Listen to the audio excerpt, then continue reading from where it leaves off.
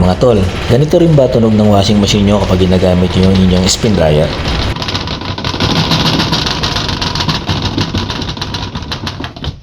Grabe, parang may ginigiling na bato sa loob.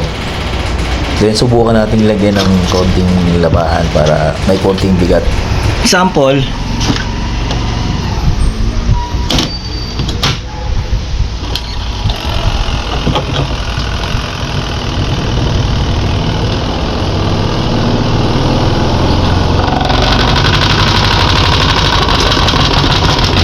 tara, solusyonan natin to.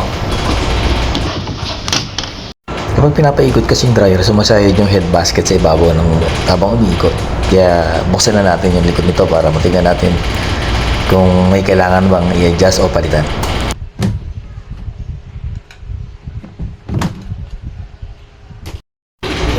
Bali mga tol, gagamit tayo ng T-wrench para matukot natin yung kanyang tornilyo na ang size po ay 8mm, and then may lock po yan na ang size po ay 12.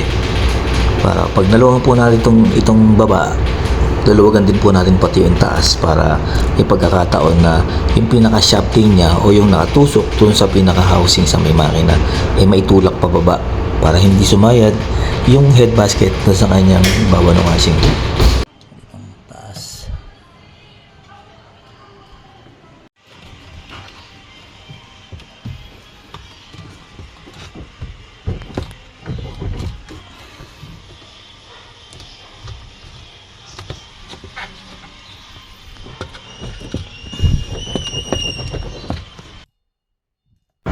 Bali sa pagkakataong ito ay nahigpitan na po natin yung pinaka-lock niya dun sa may taas pati baba.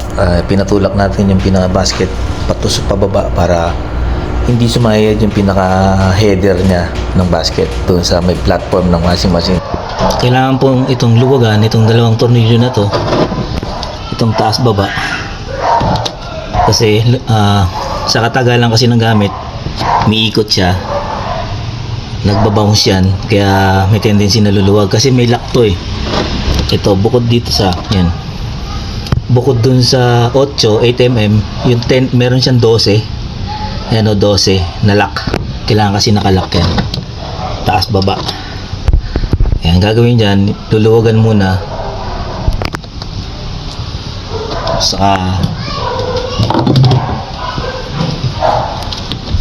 kung may kasama kayong tao, ipapadiin to. Ayan.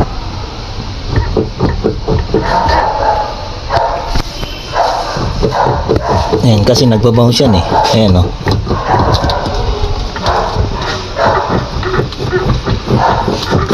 Para pag nadiinan dito, saka na tayo maghihigpit dun sa may ilalim. Saksak po muna natin para matesting at nahigpitan na rin po natin kanina yung shafting.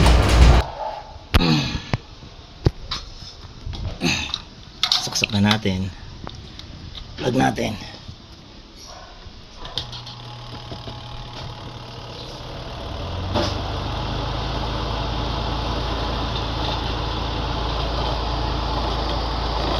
Ayan na. Eto, sumasayad kasi yan dito eh. Kailangan to walang clearance to eh. Ayan, pag gumalaw to, kailangan to may clearance. Ayan.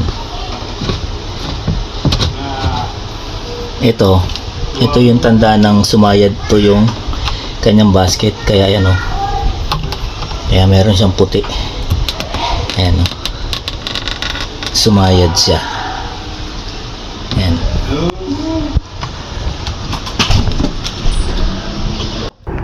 So dito na po nagtatapos ang aking video. Sana sa maikling video ito ay nakatulong po ito sa inyo para magkaroon po kayo ng idea kung paano solusyonan yung problema ng inyong spin dryer ng inyong washing machine.